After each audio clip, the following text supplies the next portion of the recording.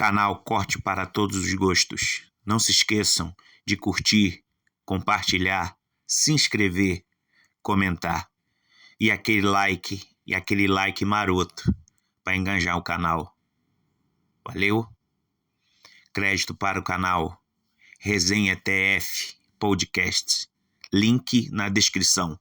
Juntos seremos mais fortes. E aí o futebol feminino, eu vejo muita gente batendo no futebol feminino e à toa, assim.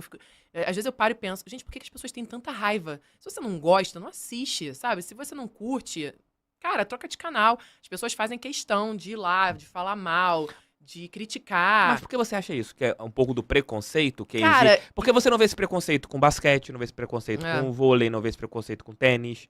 Você tem sempre o futebol eu acho que a galera tem preguiça em respeitar o tempo da modalidade, porque eu acho que é preguiça e falta de informação também. Porque as pessoas querem que as meninas joguem igual os meninos. E não vão jogar, cara. O futebol foi proibido nos anos 40 para as mulheres. A gente não podia jogar, a gente não podia assistir, a gente não podia fazer nada em relação ao futebol.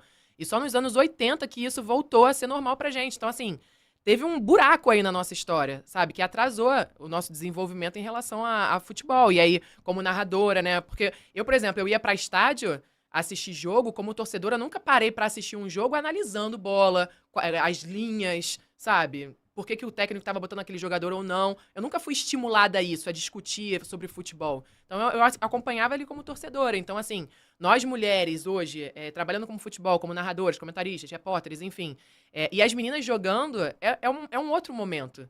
E essa comparação ela não tem que acontecer, principalmente com o futebol masculino. As pessoas querem comparar muito. A Copa do Mundo feminina, a Copa do Mundo masculino. A comparação não tem que ser essa. A comparação do futebol feminino tem que ser com o futebol feminino. Então, o que era a seleção em 2019? O que é a seleção esse ano? Até o estilo de jogo. Você evoluiu o estilo de jogo feminino. E evoluiu muito. Se a gente olhar tecnicamente os jogos... O jogo tá mais veloz hoje. O jogo é mais veloz. A gente não tem aquele espaço entre as linhas, aquele buraco, aquelas bolas que entravam assim do nada, aqueles gols feios. As goleiras falham menos. Exatamente. Então, assim, eu vejo uma raiva gratuita, assim, na internet, que hoje, né, infelizmente, a gente... É o que mais tem. É o que mais tem.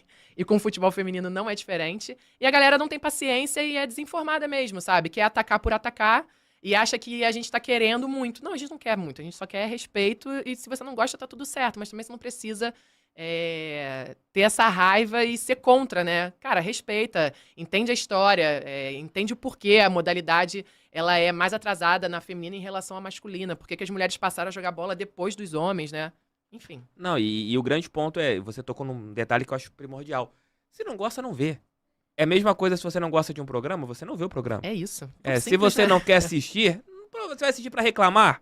Aí é sadomasoquismo, né? A pessoa quer ser sadomasoquista, porque, não gosta de futebol feminino, vou ligar lá 4 horas só pra ver a lateral esquerda do Flamengo errando aquele cruzamento pra falar que ela não serve pra jogar futebol. Isso é bizarro. Narradora precursora, a gente falou aqui em relação ao Sport TV, Globo, você acaba sendo vitrine de coisas boas e coisas ruins. Uma narração errada sua ganha muito mais repercussão do que uma narração errada de um homem. Sim. Eu acho que lida muito bem com isso. Eu vejo sempre tirando sarro de quando algumas pessoas elas vão lá e criam um hate em cima de você. Você acaba levando com bom humor, trata com bom humor. Mas o seu lado, assim, interno, como que você faz? Você se prepara pra isso? Eu vou agir com bom humor pra que a pessoa que tá me atacando, pra ela se ferrar e ver que eu tô cagando pra ela. É mais ou menos assim que você lida? Cara, eu acho que isso é uma coisa que eu tô aprendendo com o tempo. Faz parte do nosso amadurecimento também, né? Você sabe disso, você como tá sempre expondo ali suas opiniões na internet, é o que mais tem. Eu lembro que você fez comigo uma vez, você me citou no Twitter, as pessoas lá... Nossa senhora! Tô aqui estudando pro jogo do Botafogo, vendo as notícias do TF. Uns 300 milhões de haters apareceram. Cara, de graça, assim, qual o objetivo, sabe, gente? Né? Você tá enaltecendo o trabalho da outra pessoa e vem um monte de gente, absurdo, não sei o que. Cara, vai entender. Eu já entendi que faz parte todo esse processo dessas porradas que a gente recebe, né? E eu, por ser muito ativa nas redes sociais, por estar na TV aberta, né, que o canhão é gigante, muitas vezes as pessoas acham que só existe uma narradora nessa vida, né? Que se chama Renata Silveira. Todas as vozes são suas. Então, tem uma mulher narrando, é aquela mulher. Tanto é que quando você vai ler comentários, as pessoas não falam Renata, ciclana, fulana. Não, aquela mulher. Então, você vê ali que é o machismo, né? Da forma mais exacerbada nua e crua. ali. porque não a pessoa não tá analisando o seu trabalho, o lance da narração ali que você fez, do gol e tal, não. É a mulher. Então, essa mulher não serve pra narrar futebol. A voz dessa mulher é insuportável. A voz dessa mulher isso e aquilo. E aí, eu recebo muitas mensagens todos os dias. Quando eu faço jogos, mais mensagens, né? Porque eu fico mais em evidência. E quando tem outras narradoras fazendo jogos, eu continuo recebendo também, porque as pessoas continuam achando que sou eu. Né? Então, assim, isso é bem cansativo. Né? Você perguntou como é que eu lido com isso.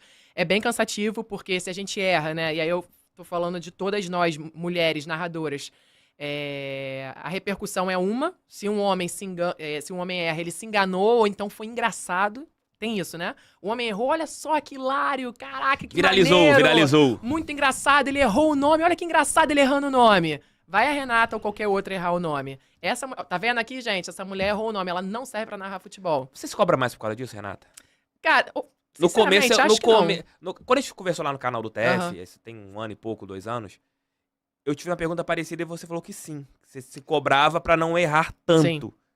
Isso Então, hoje você se dá o direito de errar, talvez, o nome de um jogador, errar, sei lá, a bola tá com fulano, você fala Beltrano, porque, pô, tá lá no alto do Maracanã e às vezes você não consegue enxergar. Nossa, você o Maracanã é bem longe. Igual o Newton Santos, né, que é bem longe. Não, o Newton Santos é bem melhor. É bem melhor que o Maracanã, mas, pô, Maracanã Maracanã é muito longe. tem que ser às vezes tem Maracanã, que meter Mineirão, é muito longe. A gente recorre muito ao monitor, ao né? monitor. Mas você hoje se dá esse direito de errar, porque você se cobra muito. Sim. Você hoje, olhando o que tá acontecendo ali, depois você ouve a sua narração, fala assim, pô, errei aqui, dane-se, errei uma vez, em 500 milhões de vezes errei uma. Ou Quem você dera. ou você ainda se exige ali, se Não, cobra quem dera. bastante. Eu nunca... Cara, se eu erro um negocinho, eu fico bolada já. Eu sou muito perfeccionista. E se eu erro e eu percebo na hora, logo eu corrijo. Por exemplo, sei lá, eu falo o nome de um jogador, aí aconteceu o lance, aí eu corrijo. Não, na verdade era o fulano de tal. Você conhece a tática Galvão Bueno disso? Não. Galvão Bueno contava que antigamente você não tinha, né, como rebobinar, era só não, quem tava não tinha gravando. replay e tal. Ele falava assim, quando errava uma coisa, Ah. pedia desculpa não, seguia, porque segue. a pessoa ficava assim, será que o Galvão errou mesmo? É a tática Galvão, que ele usava antes, porque não tinha como você retroceder, ele errava, vamos seguir errado aqui. Não, e quando você reforça o erro, aí às vezes a pessoa percebe, né? Que às vezes Sim. você fala, ninguém percebe. Aí você vai lá e se desculpa e reforça aquele erro, mas não tem jeito, eu vou lá e corrijo. Não, eu corrijo. Não tem como. Eu não sei, você perguntou aí, antigamente é ótimo, né? Há uns 2 anos atrás, quando as pessoas perguntavam assim, como é que você lida com as críticas e tudo mais, aí eu falava, e provavelmente eu falei isso pra você. Não, eu vou lá e faço melhor ainda, ou então eu vou lá e estudo mais e é combustível. Cara, mentira. Assim, quando a gente recebe essas mensagens, é óbvio que a gente fica triste, ninguém gosta de ler.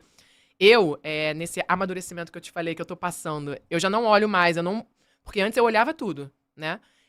Por exemplo, se o Sport TV posta um gol meu, acabei de narrar um jogo, o Sport TV vai lá e posta. Por mais que eu acho que o gol ficou incrível, que eu mandei bem pra caramba, vão ter 500 mensagens falando mal da minha narração. Então eu já nem abro mais os comentários. Porque eu sei que ali eu vou perder tempo e não vai ser legal pra mim, não vai ser bom.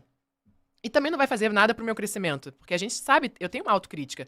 Eu saio de um jogo, às vezes eu falo, pô, hoje eu não mandei bem. Hoje eu acho que eu podia ter estudado mais. Hoje eu acho que na hora do gol falhou eu, sei lá, usar alguma coisa assim. E é normal, né? Não é todo dia que a gente vai sair, nossa, arrasei hoje, perfeita. Não. Tem dias e dias, né? E tem jogo e jogo, né? Exatamente. Porque a gente trabalha com improviso. Você não sabe o que vai acontecer Você nos fala durante 90 minutos. minutos, pô, direto. Exatamente. Então você pode ter um deslize, você pode, né, cometer algum erro, alguma coisa. Faz parte. Mas eu sempre tive essa questão assim de me ouvir depois dos jogos, né? Acho que eu tô repetindo muito essa palavra aqui. Acho que nesse momento aqui faltou eu valorizar mais a imagem. Então eu procuro sempre estar observando e analisando os meus jogos, porque, né, eu tô construindo uma carreira. Eu acho que ninguém tá pronto nunca, né? A gente tá sempre evoluindo. Quem quiser contribuir com o meu trabalho, com qualquer valor, meu Pix se encontra na descrição. Obrigado por assistir. Deus abençoe sempre. Juntos seremos mais fortes.